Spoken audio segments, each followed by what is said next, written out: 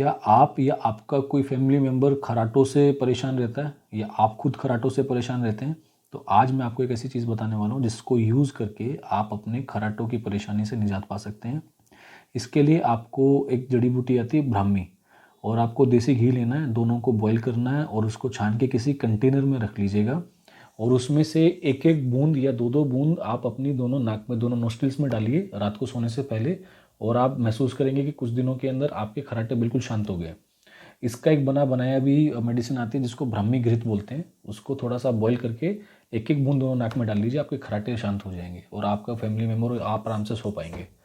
और ऐसी और वीडियोज़ के लिए आप हमारे चैनल को सब्सक्राइब कर लीजिएगा। Thank you.